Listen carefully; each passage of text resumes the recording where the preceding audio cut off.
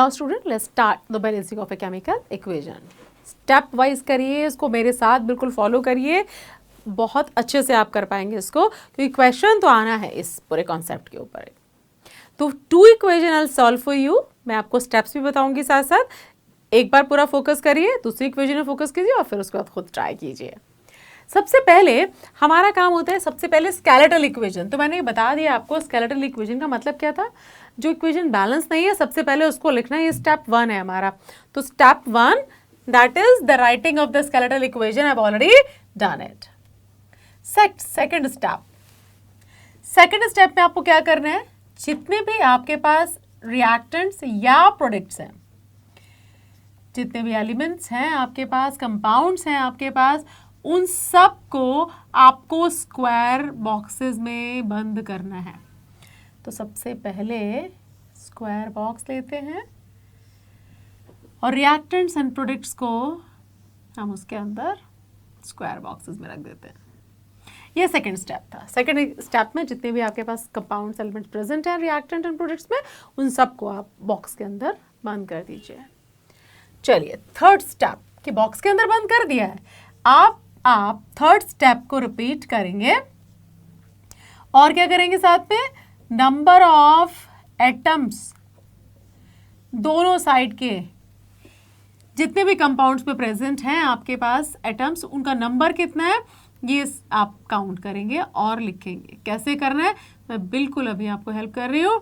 सबसे पहले मैं ये लेफ्ट हैंड साइड वाला पोर्शन करती हूँ। तो मेरे पास आयरन है, लेकिन आयरन मेरे पास 1 है, मेरे पास हाइड्रोजन है 2 है, एंड ऑक्सीजन भी मेरे पास यहाँ 1 ही है। अब राइट हैंड साइड शिफ्ट हो जाती हूँ, तो यहाँ पर मेरे पास आयरन है, नंबर में 3 है, यहाँ मेरे पास हाइड्रोजन है, ये 2 है, और जो ऑक्सीजन है वो मुझे यहाँ पर 4 दिख रहा है। देखिए दिख रहा है आपको भी यहाँ पे। तो सबसे पहले आपने number of left hand side जितने भी एटम्स प्रेजेंट हैं वो लिख लिया, सेम राइट हैंड साइड भी हमने लिखा है। अब देखिए कि बेसिक सबसे ज़्यादा डिफरेंस किन नंबर ऑफ एटम्स में है। तो सबसे ज़्यादा डिफरेंस यहाँ पे ये 3, यहाँ 1, यहाँ 2, ये इक्वली है, और यहाँ 1 और यहाँ 4 है। तो सबसे ज़्यादा जो मुझे डिफरेंस यहाँ नज़र आ रहा है बच्चों, वो ऑक्सीजन में नज़र आ रहा है। तो सबसे पहले मैं उसको बैलेंस करूँगी। चलिए मैं देखती हूँ, 4 यहाँ पे है, तो इसका मतलब मुझे ये यहाँ पे इंटू 4 करना पड़ेगा। इंटू 4 मतलब जहाँ पे ऑक्सीजन प्रेजेंट है, यानी यहाँ प्रेजेंट है, यहाँ इंटू 4 मैं करूँगी। तो मैं नेक्स्ट स्टेप में लिख देती हूँ आपके लिए, ये आपका हुआ Fe, ये आपका हुआ H2O, देन आपका है यहाँ आयरन ऑक्साइड, फिर आपका हाइड्रोजन गैस यहाँ प्रेजेंट है। तो मुझे ये जो 4 है ये कहाँ पे इंटू करना है, यहाँ। तो बच्चों आपको याद रखना है, will not change the formula we will not change because they are arranged और combined together in a fixed proportion। तो we are not going to change it. बिल्कुल फॉर्मूला में कोई चेंज आपको करना ही नहीं है। थंब रूल रखिए आप इसको, आपको जो भी करना है वो मल्टीप्लाई। तो मैंने इस बॉक्स के बाहर इसको 4 से मल्टीप्लाई किया, लेकिन थोड़ा सा कंडीशन चेक करिए बेटा। जैसे ही मैंने इसको 4 से मल्टीप्लाई किया, इसमें सिर्फ ऑक्सीजन 4 हो गए, तो ये मेरी बैलेंस हो गई। लेकिन प्रॉब्लम कहाँ पे हुआ कि यहाँ पे कितना हाइड्रोजन था, 2, लेकिन इस करंट स्टेट में यहाँ पर हाइड्रोजन हो गया 8।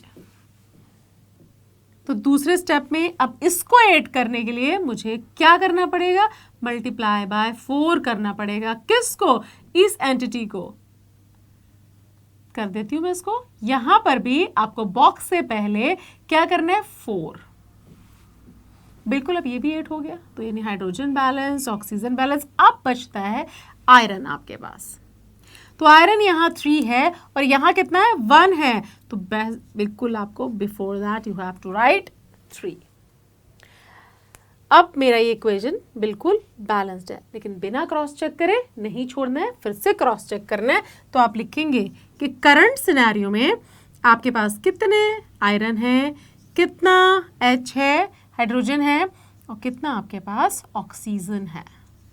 चलिए यहाँ पर ये बिल्कुल 3 मुझे दिख रहा है, तो मैंने 3 लिखा बच्चों यहाँ पे। ये 4 2 8 मुझे दिख रहा है यहाँ पे, और ये आपका 4। अब मैं इधर ट्राई करती हूँ, ये बिल्कुल 3 यहाँ पे मुझे नज़र आ रहा है और ये 4 2 8 है और ये आपका यहाँ पर 4 है। बैलेंस, बिल्कुल बैलेंस्ड है, ये भी बैलेंस्ड है और ये भी बैलेंस्ड है। इन दैट वेज आपका एक केमिकल रिएक्शन बैलेंस हो गया। लेकिन आपको फिर से मैं आपके लिए रिकैप करवाती हूँ। सबसे पहले फर्स्ट स्टेप में स्केलेटल इक्वेशन लिखिए, उसके बाद जितने भी आपके पास प्रेजेंट एलिमेंट्स या कंपाउंड्स हैं रिएक्टेंट एंड प्रोडक्ट्स में, उन सब को आप स्क्वायर बॉक्सेस में क्लोज करिए। उसका पर्पस यही है कि जो आपकी स्क्वायर ब्रैकेट में एंटिटी है उसको बिल्कुल आपको टच नहीं करना, उसमें कोई चेंजेस हमें नहीं करने हैं। फिर आपने क्या करना, थर्ड स्टेप में आपको नंबर ऑफ एटम्स लिखने हैं दोनों तरफ। नंबर ऑफ एटम्स में है जहां सबसे ज्यादा डिफरेंस आपको नजर आ रहा है, सबसे पहले आपको उसके साथ काम करना है। 4 का डिफरेंस था तो मैंने 4 यहाँ पे किया।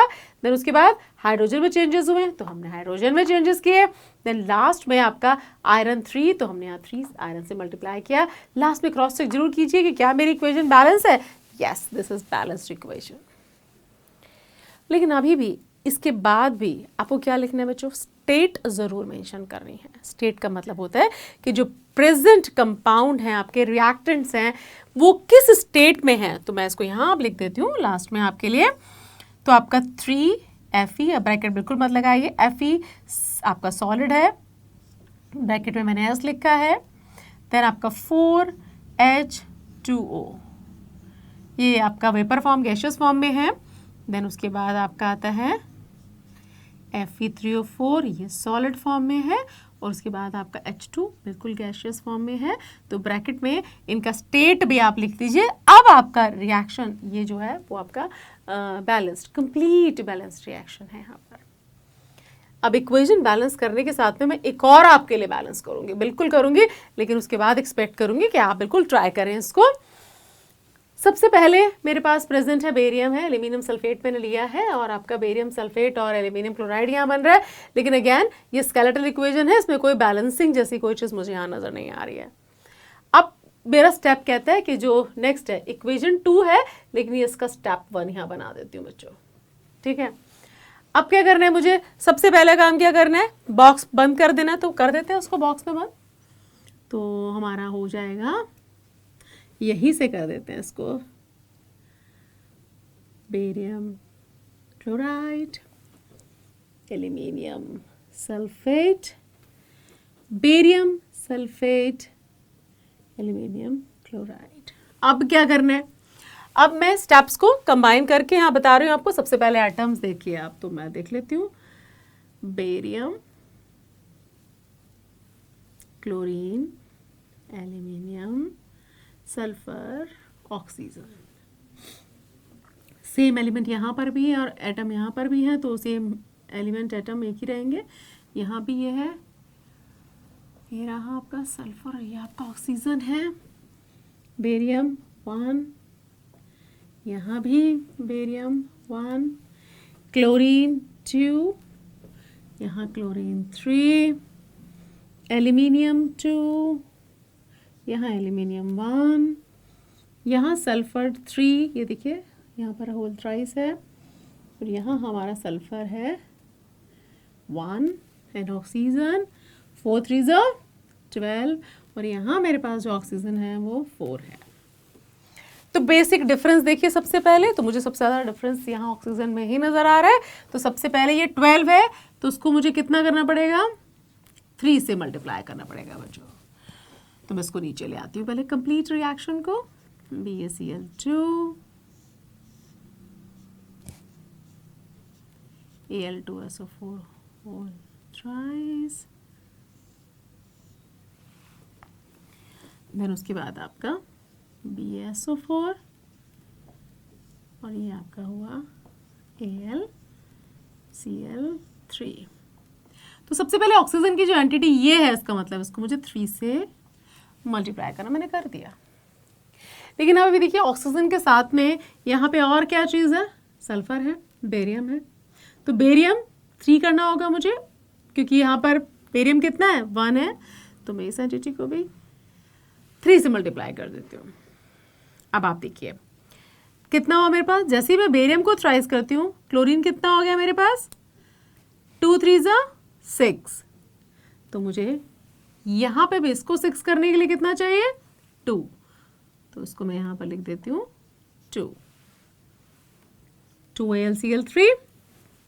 अब देखते हैं कि बैलेंस हो गया क्या रिएक्शन, तो मैं इसको बैलेंस रिएक्शन को पहले क्रॉस चेक करती हूँ। BaCl AlSO same here, it's BaCl AlSO। Barium 3, यहाँ पर भी बिल्कुल बेरियम 3 ही दिख रहे हैं मुझे। क्लोरीन 3 2 6, बिल्कुल ठीक, और यहाँ आपका 2 3 6 है। एल्युमिनियम 2 है इधर, और यहाँ पे भी एल्युमिनियम 2 ही नज़र आ रहा है मुझे। सल्फर बिल्कुल 3 है यहाँ, और यहाँ भी सल्फर 3 है, और ऑक्सीजन फॉर श्योर आपका यहाँ पे कितना है 12, और यहाँ पर भी आपका कितना है 12। That means my reaction is balanced now. Reaction balancing बहुत आसान है, तो थंब रूल पहले फॉर्मूला में चेंज करने की बिल्कुल कोशिश मत कीजिए, जो है उसको वही रहने दीजिए। बॉक्सेस के अंदर की कोई एंटिटी को चेंज नहीं करना है, बाहर मल्टीप्लाई करेंगे आप। और सबसे पहले ध्यान रखने वाला बात ये है, you have to check what, you have to start with the number of atom, difference in number of atom is maximum, वहाँ से आप शुरू करेंगे। फॉर श्योर उसको बहुत आराम से आप कर लेंगे, बिल्कुल मुश्किल आपके लिए नहीं होगी यहाँ पर। नाउ अब अगर इसमें कोई प्रॉब्लम आती है तो मुझे बिल्कुल आप लिखिए कमेंट बॉक्स में, मैं आपको बिल्कुल हेल्प करूंगी, क्योंकि इंपॉर्टेंट है और आपको ये आना ही चाहिए एग्जाम पॉइंट ऑफ व्यू से। तो अभी मैंने आपके लिए 2 रिएक्शंस लिखी हैं, sodium hydroxide plus hydrochloric acid. अभी के लिए चलिए फॉर्मूला भी मैं दे देती हूँ आपको, NaOH plus hydrochloric acid will give you NaCl plus water, इसको बैलेंस करेंगे बच्चों, और आपका hydrogen chlorine gives you hydrogen chloride, इसको आप बैलेंस करेंगे। दोनों को बैलेंस करिएगा, इसमें खुद कोशिश करिए। हाँ, एक और चीज़ यहाँ रिलेटेड टू बैलेंसिंग में मैं बता देती हूँ। कुछ रिएक्शंस ऐसी होती हैं बच्चों जिसमें एरो पर भी कुछ ना कुछ यहाँ कंडीशंस हम लोग लिख देते हैं, जैसे स्पेसिफिक टेम्परेचर है बहुत बार, तो टेम्परेचर लिखेंगे कितने टेम्परेचर पे हम वो रिएक्शन कर रहे हैं। जैसे सबसे बहुत इंपॉर्टेंट आप कब से पढ़ते आ रहे हैं, फोटोसिंथेसिस रिएक्शन, तो वो हमेशा आप लिखते हैं कि सनलाइट की प्रेजेंस, तो ऊपर लिखा होता है सनलाइट की प्रेजेंस, तो वहाँ पे लिखेंगे सनलाइट, क्लोरोफिल। वो रिएक्शंस, अगर किसी रिएक्शन में वो कंडीशन है तो उस कंडीशन को भी फॉर श्योर आप वहाँ लिखेंगे, तभी वो रिएक्शन कंप्लीट मानी जाएगी। मैं आपके लिए यहाँ पे उस रिएक्शन को एक बार लिख देती हूँ। तो सबसे पहले आपका क्या था वहाँ पे 6CO2 6H2O, लेकिन एरो पे मैं क्या लिखने वाली हूँ यहाँ सनलाइट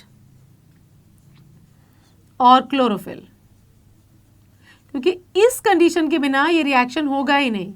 देन C6H12O6 ग्लूकोज और 6O2, तो ये इसमें भी आपका अब यहाँ देखना पड़ेगा आपको कि जो कंडीशंस है साथ में ये जो आपने ऐड किया है ये भी रिएक्शन में, अगर ये सब पे नहीं होगा, हर समटाइम रिएक्शन रूम टेम्परेचर पे होंगी, समटाइम कैटलिस्ट के प्रेजेंस में होंगी, तो वहाँ पे वो हम मेंशन करेंगे।